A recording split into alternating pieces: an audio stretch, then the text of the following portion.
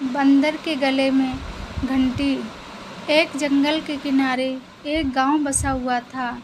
गांव में चारों ओर खुशहाली थी और गांव के लोग शांतिपूर्ण जीवन व्यतीत कर रहे थे। गांव के मध्य गांव वालों ने एक मंदिर का निर्माण करवाया था, जहां वे प्रतिदिन पूजा आराधना किया करते थे। मंदिर के प्रवेश द्वार पर एक बड़ी सी घंटी लगी हुई थी। एक दिन एक चोर ने मंदिर की घंटी चुरा ली और जंगल की ओर भाग गया। जंगल में वह दौड़ता चला जा रहा था, जिससे घंटी बज रही थी और उसकी आवाज़ दूर दूर तक सुनाई दे रही थी। घंटी की आवाज़ जंगल में घूम रहे शेर के कानों में भी पड़ी और वह जिज्ञासावश आवाज़ का पीछा करने लगा। गांव से लेकर जंगल तक दौड़ते दौड़ते चोर बहुत थक गया था। सुस्ताने के लिए वह एक पेड़ के नीचे बैठ गया। तभी पीछा करते शेर भी वहां पहुंच गया। चोर शेर का सामना नहीं कर पाया और मारा गया। घंटी वहीं गिर गई। अगले दिन बंदरों का एक झुंड उस स्थान से गुजरा। उन्हें वह घंटी दिखी तो वे उसे उठाकर अपने साथ ले गए। घंटी की मधुर ध्वनि उन्हें बड़ी ही रोचक लगी और वे उससे खेलने लगे। अक्सर रात के समय बंदर इकट्ठा होते और घंटी बजाकर खेला करते थे। रात के समय जंगल से आने वाले सभी की आवाज़ के पीछे के कारण से अनजान गांव वालों को ये बड़ा विचित्र लगा। एक दिन सबसे फैसला किया कि रात में आने वाली घंटी का रहस्य जानना होगा। उन्होंने गांव के युवक को तैयार कर जंगल में भेजा। युवक जब जंगल में गया तो उसे चोर का कंकाल दिखा और उसने गांव वापस आकर बताया कि जंगल में कोई प्रेतात्मा घूम रही है, जो लोगों का खून करती है और उसके बाद घंटी बजाती है। गांव वालों ने बिना सोचे समझे उसकी बात पर विश्वास कर लिया। ये बात पूरे गांव में जंगल की आग की तरह फैल गई। गांव में भय का वातावरण व्याप्त हो गया। धीरे धीरे गांव के लोग पलायन कर दूसरे गांव जाने लगे।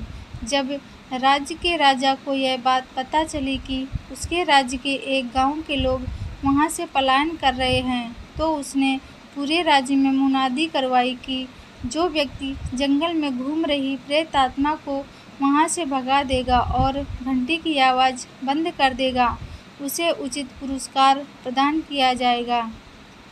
राजा की यह मुनादी उसी गांव में रहने वाली एक बूढ़ी औरत ने भी सुनी।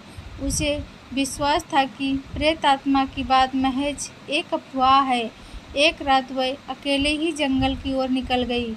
वहां उसे बंदरों का समूह दिखाई पड़ा, जो घंटी बजा बजा कर खेल रहा था। बूढ़ी औरत को रात में बजने वाली घंटी की आवाज़ का रहस्य पता चल चुका था।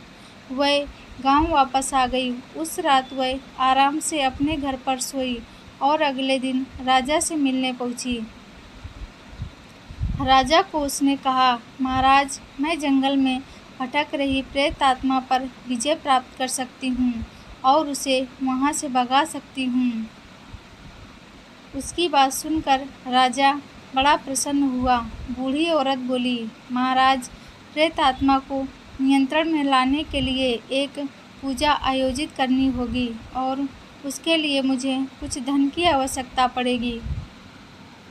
राजा ने बूढ़ी औरत के लिए धन की व्यवस्था करवा दी, जिससे उसने कुछ मूंगफलियां, चने और फल खरीदे। गांव में मंदिर के परिसर में उसने एक पूजा का आयोजन किया। वहां एक गोला बनाकर उसने खाने की सारी चीज़ें रख दी और भगवान की प्रार्थना करने लगी। कुछ देर ऐसा करने के बाद उसने खाने की सारी चीज़ें उठाई और जंगल में चली गई। जंगल पहुंचकर एक पेड़ के नीचे उसने खाने की सारी चीज़ें रख दी और छुपकर बंदरों के आने की प्रतीक्षा करने लगी। कुछ देर बाद बंदरों का समूह वहां आया। उन्होंने जब खाने की ढेर सारी चीज़ें देखीं तो घंटी को एक तरफ फेंक उन्हें खाने दौड़ पड़े। बंदर बड़े मज़े से मूंगफलियाँ, चने और फल खा रहे थे। इस बीच मौका पाकर बूढ़ी औरत ने घंटी उठा ली और राजा के महल आ गई। घंटी राजा को सौंपते हुए वह बोली, महाराज, वह प्रेतात्मा यह घंटी छोड़कर जंगल से भाग गई है।